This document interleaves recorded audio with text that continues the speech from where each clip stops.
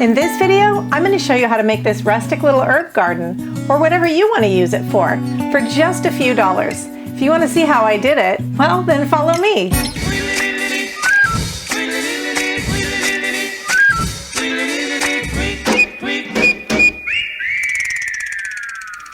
What's up, Glue Dots? I'm Elaine, the Midnight Crafter. So I've been doing a couple glam things lately, and I figured I'd change it up by giving you this little rustic sort of shelf unit. Not really shelf, I don't know, storage, herb garden, flower holder, whatever you want to use it for. Maybe even you want to use it for organizing your craft supplies. It's not hard to do, and for only a few dollars, you can make this and it looks like $1,000,000. So if you want to see how I made it, hit that like button down there and we will get this party started.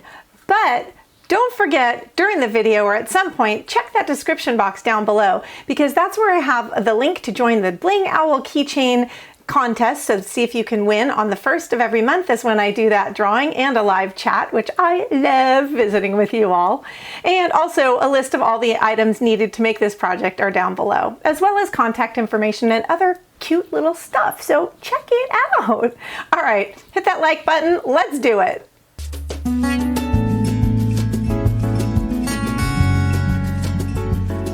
Our first step will be to take 11 of these giant craft sticks that I got from Walmart, and we're going to be cutting those down to the size needed to create a box. Now you are going to need 33 sticks in total just for the boxes. Start out by cutting the end off of the stick so you get a nice straight edge. And then we're going to measure out from that end, the straight end, we're going to measure out 8 3/4 inches. Now yours doesn't have to be 8 3/4, that's just what I decided to make mine. And then I'm going to use something to just mark my place to cut, and cut so that this side has a straight edge as well. You're going to cut 7 of your sticks to the 8 3/4 inch length, or whatever length you decide. Next, we're going to take 2 of our sticks and again cut off on one end that curved part. And then we're going to be measuring out 3 3/4. And again, because you should be able to get 2 of those easily from one stick, and then have a piece left over that we will also be using. These pieces are going to be creating our side walls. Do this to 2 sticks so that you have 2 side walls. With the extra little piece that we cut off from our ends, we'll have one from each stick left over. We're going to glue that to hold our side wall piece together. And I'm just using hot glue for this. Now that we have our 2 end walls, we're going to be creating our base and our side walls. And we're going to do pretty much the same thing that we did to create the side walls. Now some of your sticks may be a little bit warped and may have some space. I think that adds charm to the box, but if it bothers you, then you might want to try and find a straighter stick. Using one of our extra sticks, we're going to cut into thirds so that we have sections here to attach this wall the same way we did this one. Now I would recommend using something to make sure that your ends are lined up and straight, so that your wall doesn't end up crooked. And go ahead and get this glued down and create your base. Now I'm not putting these too close to the edge because I do need to leave room for our support blocks in the corner, and also this will add a little more stability to the box and make it pretty strong. So we've got now our base, our 2 end walls, and we're going to do the same thing with our extra sticks and create 2 side walls. Now that we have all 5 sides of our box, we're going to use our tumbling tower blocks to support the corners. So take 4 of them. Doesn't matter if they're colored or not, we're going to be painting this. What we're going to do with these is glue them into the corners and use them as supports to hold our box together. Now you'll notice when I put this wall in place, this is flush on the surface of my table, where this has the thickness of the wood. So you don't want to put your block all the way down to the very, very edge here of your side wall. You need to leave just enough space so that you have some room for this base piece to fit. I'm going to do that on both sides, and once that is in place, we're going to glue this to our base piece by just adding a little bit of hot glue to the bottom of each of those 2 blocks and placing it on the table again and on top of our bottom piece. Go ahead and do that to your other side as well, and we're starting to get the shape of our box coming together. The last thing we're going to do to finish up the box is glue our sides in place. And here's your cute little box. It is super sturdy, you guys. I tried to take one apart because I messed up when I was practicing, and boy oh boy, it does not want to come apart. Have our 3 boxes done. I'm going to put these aside and we're going to be working on our stand piece now for it. For that, I'm going to be using one of these Home Depot stir sticks, which is great because it's free and we love free. And we're also going to use 2 of our craft sticks. On both of our craft sticks, we're going to cut off one end to make it straight. I'm going to put my sticks together and add some hot glue here to my stir stick and put it right on there to hold these 2 together. Now we've got one nice long stick. You're going to do this to 2 so that you have 1 for each side. Now we're going to take 4 more craft sticks and do the same on this other side to cover up the ugly paint sticks. When you're gluing the other layer on here, it is kind of important that they line up together on the ends here. This is what you'll have when you're finished. To create the other leg, the support leg, we're going to be using 2 popsicle sticks and 10 Jenga blocks for each of the legs. So basically 4 popsicle sticks and 20 Jenga blocks. And we're just going to be gluing those into place. You may want to set them in place first. Make sure that you know how far to start gluing them so that they're centered. And glue all 10 of them down. We're going to do that to both legs. Next, just glue down your top stick. Again, make sure it lines up with the end. Now we're going to cut off on one end, we're going to cut off the excess. The other end, it's up to you if you want to keep it rounded or cut it straight as well, but I kind of like having the rounded on one side, so I'm just going to cut off the round part on the other side only. Here's where we get to start assembling this. Are you guys getting value out of my channel? If you're enjoying this video and my channel, give me a thumbs up and leave me a comment. But especially share this with someone who you think might enjoy it as well. Now go ahead and choose one of your boxes and we're going to start putting that together. On the side, we're going to be gluing one of the legs, and you don't want to glue it too far up because you do need some extra length. So I'm going to glue this down kind of as far as I can to get the height that I need. Not only I'm going to glue that there, but I will be adding another block under here for support. So I'm going to probably overlap only by about 3/4 of an inch or so. You can see where that falls on the seam of the popsicle stick there. Make sure now too that this is laid down, because you do want to make sure this leg is straight and not tilting either way. And we're going to do the same thing and glue this other leg on the other side. Once you have those glued in place, take your Jenga block and glue that to the underneath side here to add support to hold up your box. And of course, whatever we do to one side, we're going to do to the other side as well. It looks like a robot right now. Next, we're going to take our little robot here and the legs, and we're going to be attaching them. So take and stand up your piece, and this is going to determine the angle for you that this leg, the side leg, is going to go. Once you have it positioned, take something and put a little mark so that you know where to put your glue. I'm just using this screwdriver to make a scrape mark.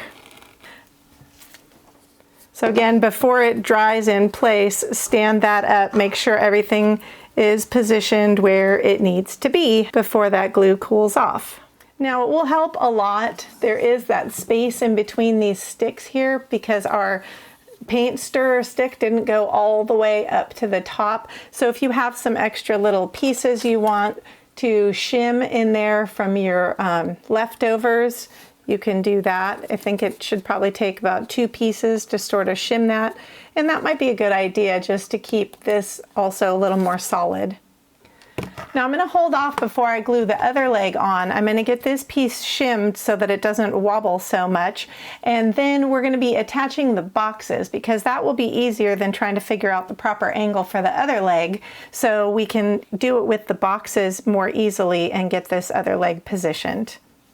The last thing we're going to do for this part is putting on the other leg. I think it'll be easier to get our baskets on there first. So figure out where exactly you want that to be placed in conjunction with the third one. Do you want this one resting completely down? I want it floating a little. I think it just is going to look really cute. So I'm positioning them so that they're evenly apart for the most part. And again, I'm going to put a little marking on my box.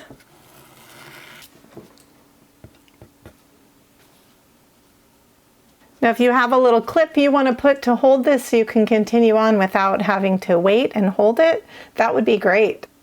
Then I'm going to glue the third one on in the same manner that I glued this one on, and we'll move on after that.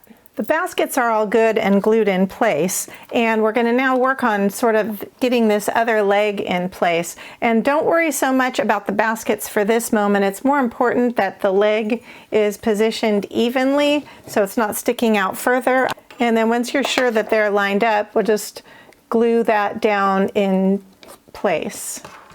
Again, it's always a good idea to mark because that way you know where to put your glue. You can position this leg while it's down, but I would definitely stand it up to make sure before it cools off that is exactly where you need it. So before I got to this step, I had a major mess up on this, and I gotta tell you something that really saved me, you guys. I have this, it's from Stampin' Up, but other companies have them. In fact, I can leave a link below to one if you're interested, but this is one of those hot air guns, and it's used for embossing and stuff and rubber stamping, but it's also great for drying your paint really fast, which we may use that in a little bit. But the best part about it was when I messed up and glued things together, this glues together so well it would have just shredded it if I tried to pull them apart. So I was able to really heat up the glue again and pull things apart without destroying my entire project. So I find it to be an extremely valuable tool, guys. I definitely recommend getting one of those. Okay, so let's move on here to getting these baskets glued in place. Then you're gonna just add your hot glue inside and do that on both of them at the same time and get them in place and hold them until they cool. Now you should be left, if you used one whole pack of Jenga blocks, it works for this project, you should be left with 2 blocks. Ideally we need 4, but not that big a deal. I'm going to use one of the 2 of these as I supported this one. I'm also going to use it for support under this basket, and if you have a few extras from another project you can use it to support this one as well. I figure I'm going to support the one that's higher up, just in the long shot that it were to fall down. This one's a lot closer to whatever it'll be standing on, so I'm going to go with this one here. So what I'm going to be doing right now is there's 2 options, and I tried 2 little scrap pieces so that I could show you. They both more or less turned out the same. What I did on this piece is I painted it white with the Waverly chalk paint first, and then after it dried, I wiped over it with some black shoe polish from Dollar Tree. This one here, I used the shoe polish on first, and then I went on with paint and wiped off the paint. So either one will work. So I'm going to go through and paint the whole piece white first using this Waverly chalk paint. You can use any kind of paint that you would like in any color, and then we'll go ahead and I'll show you how I kind of give it a little bit of a distressed look using the shoe polish once it dries. We're all painted and dry at this point, and what I'm going to do is take this little shoe polish kit that I had gotten from Dollar Tree some time ago.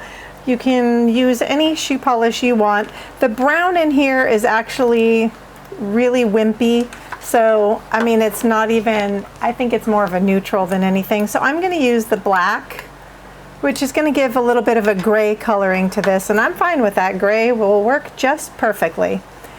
So just going to put a good amount on my rag here, and then just go ahead and rub it on. So it gives a nice, you can see the difference. It kind of gives just a nice grayish rustic finish to it. So I'm going to go through and do the whole thing like that. And you don't have to do it solid, you know, you can rub it on there almost the same way you would if you were dry brushing. Leave it a little more blotchy if you want. It's up to you the look that you want to have in the end. You guys, I gotta apologize for that hum in the background. It is really, really hot. I don't have AC, so I have a fan running, so please excuse that extra noise. Anyway, this is how it is as of right now, and you can leave it this way and decorate it as you want, but what I'm actually going to be doing is using some of this that would be twine / nautical rope would be swine. I'm going to use some of this swine to fill in this spot, and I'm going to hot glue this into place and go around this edge and down to the bottom of the leg here, just to give it a little bit of some finish. You can do as much or as little of that as you want, or not do it at all. I'm pretty sure I got this at Walmart. I've used it a lot, and you can see there's still a lot left. So value for dollar, it's a really good price. If you don't want to do that, or you already have nautical rope you want to use, that would be great. I think twine would be okay, but it's a little thin for that.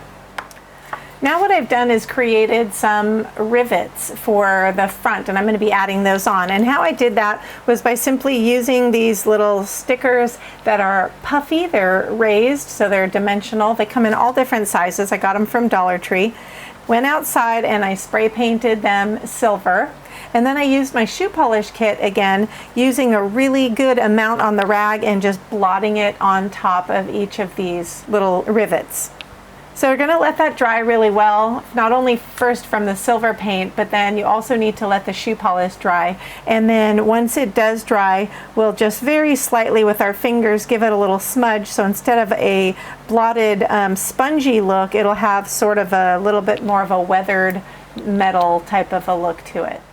While I'm waiting on those to dry so that I can put them on, I'm going to also create my next embellishment, which I'm going to do using these Arteza stickers that I got, and I'm leaving a link down below. These stickers from Arteza, they're really great. They are kind of a vinyl-y sticker, and they come with 3 white chalk pens, which is really nice also. And in this pack you get tons of them, and they have different sizes. It is really a good value. You can see there's tons and tons of these large ones, and then there's also a lot of a smaller size as well, and kind of a medium size. So it's a really, really great deal. There's 150 labels in here and 3 chalk markers, and I don't remember the price exactly. You may want to check that out below on the link, but it is definitely a good value, and Arteza was kind enough to send these to me to show them to you, and I really, really like them. And what I've done with those is I went ahead of time and used my chalk marker and just did some numbers. I just did 1, 2, and 3, and I only used that label for this one. But I'm going to show you, I'll just peel this one off to show you that these are really, really durable, and you can reposition them initially if you need to. They're not going to tear when you pull them off. What I'm going to be doing with these labels is putting one in the center of each of my boxes. So obviously you can write on whatever you want. If you're going to make an herb garden out of this, if you're going to use this as an organizer for craft things, whatever you are going to use it for, those labels can be marked accordingly. Or if you don't want to put labels on, the other ones are great, the little wooden clip-on ones. So there's a lot of options in this, and you can kind of decide what fits your needs. Now I'm going to take and put my little quote-unquote rivets on. So I'm going to be placing 2 on each side on the front. I want these to kind of look like nails that are holding the boxes together. They are self-adhesive, but if you really want to be sure they're going to stick well, you may want to use a little bit of E6000 or some type of adhesive. The hot glue, if you use it, make sure it's low temperature, because this is just really soft plastic and it will melt. And then once I do all of the fronts, I'm going to put one on the side as well. I'm going to go ahead and finish those up and be right back.